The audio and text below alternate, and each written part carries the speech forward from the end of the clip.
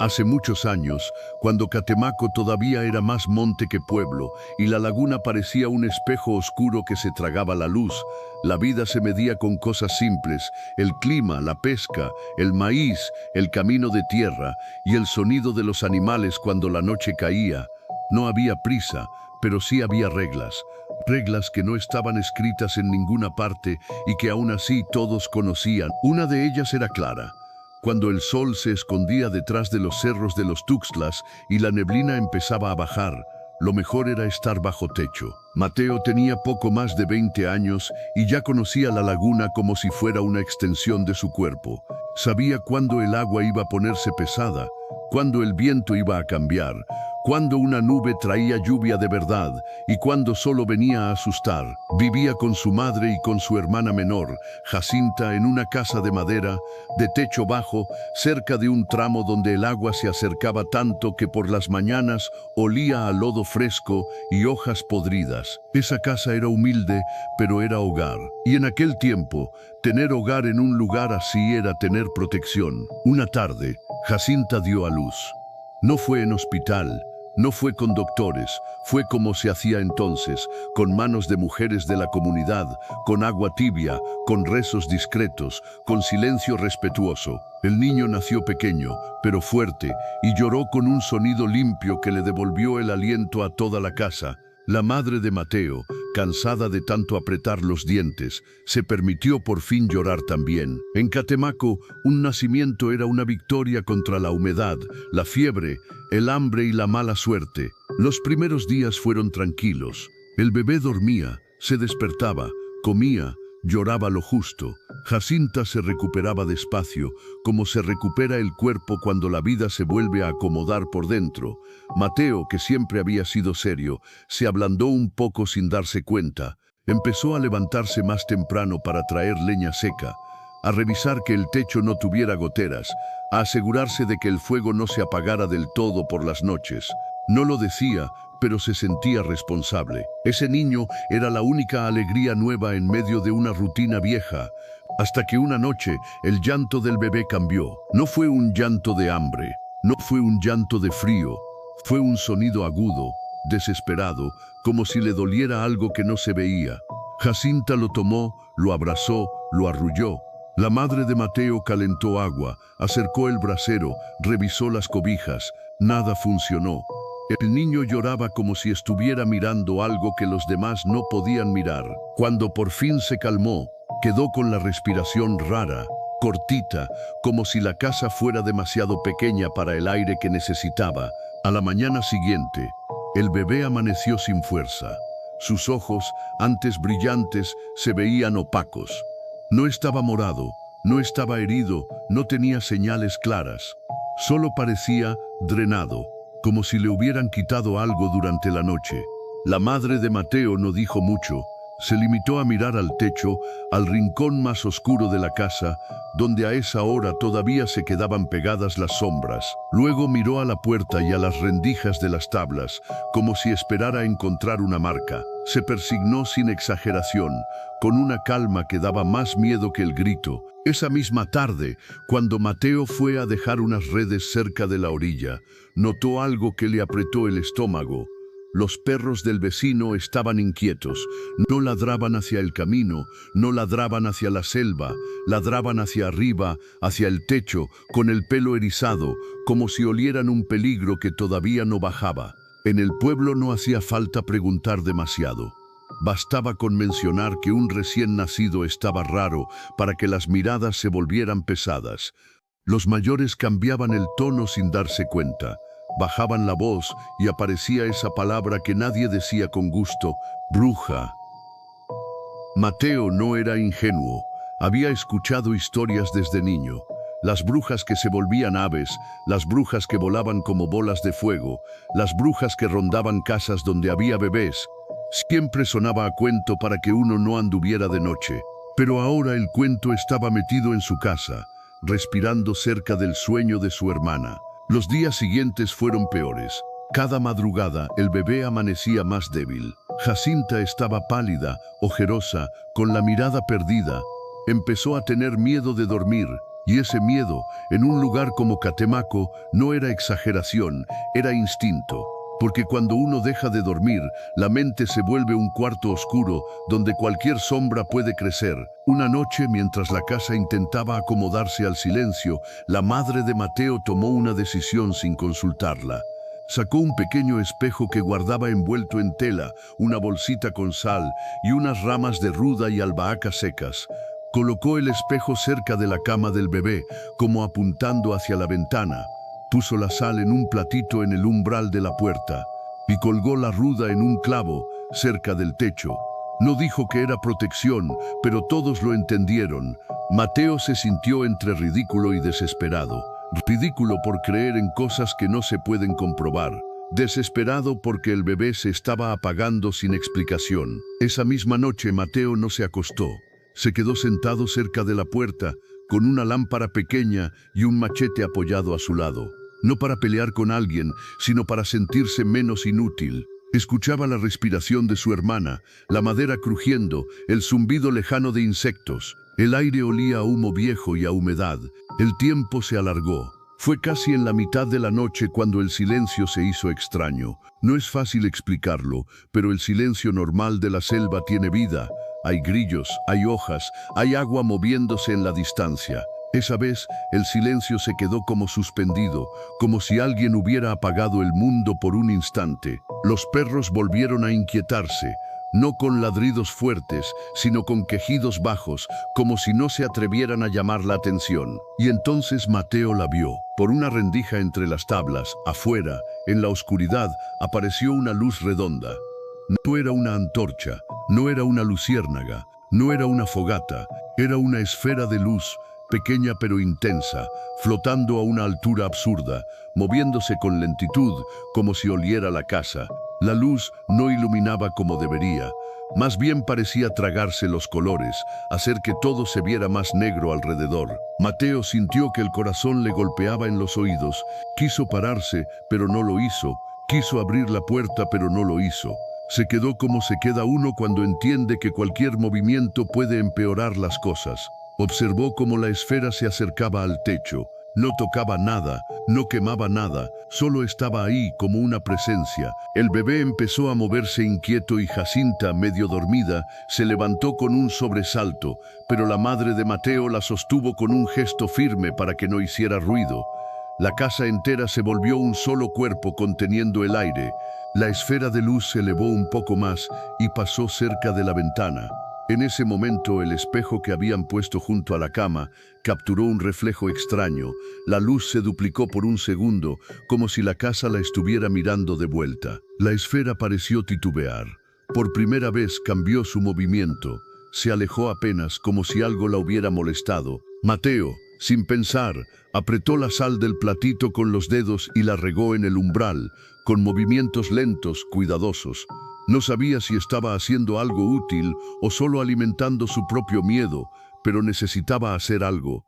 La esfera se mantuvo un instante, como evaluando, luego se movió hacia la esquina del techo, donde la sombra era más densa, y desapareció de golpe, no como se apaga una flama, sino como si se hubiera metido en un hueco invisible. El silencio tardó en regresar.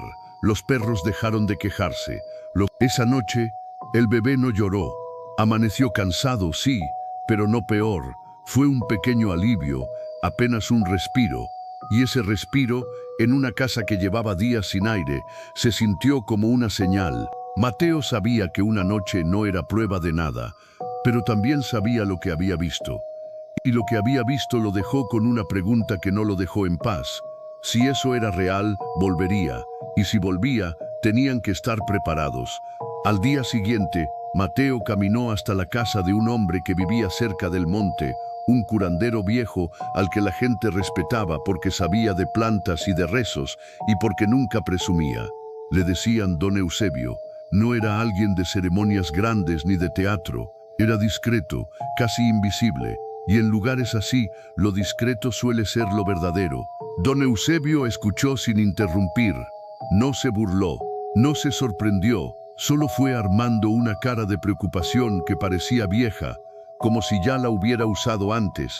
Sin dramatizar, don Eusebio explicó que en esos rumbos existían historias antiguas sobre mujeres que aprendían demasiado y torcían el conocimiento. No todo el que cura es santo y no todo el que reza lo hace para bien. La leyenda de las brujas voladoras decía, no nació por nada. Nació porque en ciertos pueblos demasiada gente vio demasiadas cosas parecidas como para descartarlas todas. Mateo no pidió nombres. No quería nombres. Pedir nombres era abrir otra clase de peligro. Don Eusebio le dio indicaciones simples: mantener el espejo, renovar la sal, poner ramas frescas de ruda, cerrar rendijas, no dejar al bebé solo, no desafiar, no insultar, no hacer ruido de valentía. Y sobre todo, vigilar el techo. Esa última frase se le quedó a Mateo clavada. Vigilar el techo, como si el enemigo no viniera por el camino, sino desde arriba. Pasaron 3 noches sin que nada ocurriera. El bebé mejoró un poco. Jacinta logró dormir por ratos. La madre de Mateo volvió a cocinar sin temblarle las manos. Mateo empezó a creer con cautela que tal vez había sido una coincidencia. En Catemaco las fiebres y las debilidades eran parte de la vida. A veces el cuerpo simplemente lucha, hasta que la 4ª noche, la esfera regresó. Esta vez no llegó sola. Mateo estaba despierto. Había aprendido a reconocer la señal previa, el silencio raro, el aire pesado, los perros inquietos mirando hacia arriba. Cuando la primera esfera apareció sobre el monte, lejos, parecía una estrella baja. Luego apareció otra, más cerca, y luego otra más, como si se estuvieran llamando. No bajaron todas al mismo punto, pero se movían con una coordinación que no parecía natural. Una de ellas se acercó directo a la casa. El corazón de Mateo se endureció, no por valentía, sino por desesperación. No podía permitir que el bebé se apagara. No podía ver a su hermana hundirse, no podía sentirse impotente otra vez. La esfera llegó al techo y se quedó suspendida, más tiempo que la vez anterior. El bebé se inquietó y Jacinta apretó los dientes para no llorar. La madre de Mateo, con una calma que daba escalofríos, tomó el espejo con ambas manos y lo inclinó hacia el techo, buscando que la luz se reflejara de lleno. Por un instante, la esfera tembló. El reflejo la golpeó como si fuera un insulto. La luz se movió hacia atrás y en esa retirada se vio algo todavía peor. La sombra del reflejo no era redonda. Por un segundo pareció tener forma, una forma irregular, como un cuerpo encogido, como un ave enorme plegando alas, como algo que intenta decidir qué ser. Mateo sintió que se le congelaba la sangre. No quería confirmación, pero la estaba teniendo. La esfera se alejó 1 metro, luego volvió a acercarse, como probando otra ruta. Se movió hacia una rendija del techo, una abertura pequeña que la lluvia había ido agrandando con el tiempo. Allí se detuvo y el aire de la casa se sintió más frío. Mateo se levantó despacio y con movimientos controlados acercó una brasa del brasero a esa parte del techo, no para incendiar, sino para calentar el aire, para negar el paso. La brasa iluminó la madera y con esa luz la esfera pareció irritarse. Se elevó de golpe y se lanzó hacia el costado de la casa como una chispa viva, rápida, furiosa. En ese momento afuera, en el patio, algo cayó al suelo con un golpe sordo, como un cuerpo pesado, no un cuerpo humano, pero sí algo grande. Un aleteo torpe sacudió el aire y los perros, ahora sí, ladraron con furia, con un miedo que se convirtió en agresión. Mateo no salió. Se quedó en la puerta, viendo apenas por una rendija, porque don Eusebio había sido claro: la peor idea es perseguir al monte en la noche. Pero alcanzó a ver una sombra negra, enorme, moviéndose hacia la oscuridad, como un ave que no debería estar ahí. Y encima de esa sombra, la luz, por un segundo, volvió a ser esfera, y luego se apagó en el aire, como si el cielo se la hubiera tragado. Después de eso, la casa quedó temblando. No físicamente, sino en el ánimo. Nadie habló por un largo rato. El bebé, sorprendentemente, se calmó y se durmió profundo, como si la amenaza se hubiera ido con un pedazo de su propio sueño. A la mañana siguiente el patio tenía una señal: plumas negras, grandes, mojadas, pegadas al lodo. No había sangre, No había huellas claras, solo plumas, como si el monte hubiera dejado un recordatorio de que sí estuvo ahí. Mateo tomó esas plumas y las llevó a don Eusebio. El viejo las miró con una tristeza silenciosa, como quien confirma algo que no quería confirmar. Las quemó sin decir demasiado, y el humo olió raro, no como pluma quemada, sino como hierba amarga. Esa tarde, don Eusebio fue a la casa de Mateo. Revisó el techo, selló rendijas, colgó ruda fresca y preparó una limpia sencilla alrededor de la cuna. Nada de espectáculo, solo trabajo cuidadoso, de manos firmes, como si la protección también fuera un oficio. Esa noche no hubo luces, ni la siguiente, ni la siguiente. El bebé empezó a recuperar fuerza. Jacinta volvió a tener color. La casa, por primera vez en semanas, sintió que podía respirar. Con el tiempo la historia se convirtió en una de esas historias que se cuentan a medias, con respeto sin detalles innecesarios, porque nombrar demasiado es invitar. Mateo no se volvió cazador de brujas, no se volvió fanático, no se volvió un hombre de peleas, solo se volvió más cuidadoso. Aprendió que hay cosas que no se persiguen, que en Catemaco el monte no es un fondo, es un personaje, y que la noche, si se le falta al respeto, responde. Años después, cuando el bebé ya era niño y corría por el patio sin miedo, Mateo seguía mirando el techo de vez en cuando, como quien nunca olvida una lección aprendida con el cuerpo. Y algunas noches, muy de vez en cuando la neblina bajaba demasiado y la laguna se ponía negra como tinta, se veía a lo lejos una luz pequeña sobre el cerro. No siempre, no para todos, pero suficiente como para que la gente recordara que la leyenda no estaba muerta. En Catemaco dicen, lo más peligroso no es la bruja en sí, lo más peligroso es creer que el mundo es solo lo que se ve. Porque en ciertos lugares, donde la selva guarda secretos más antiguos que los nombres, hay historias que no se inventan para asustar, se inventan para sobrevivir. Y quizá por eso, hasta hoy, cuando el sol se esconde y el monte se vuelve una masa negra contra el cielo, todavía hay quien revisa 2 veces que la puerta esté bien cerrada. Todavía hay quien no se burla de las luces que se ven a lo lejos.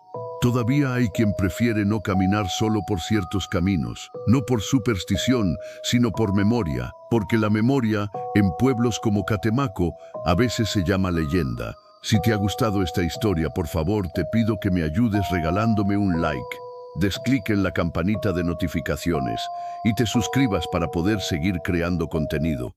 Hasta la próxima.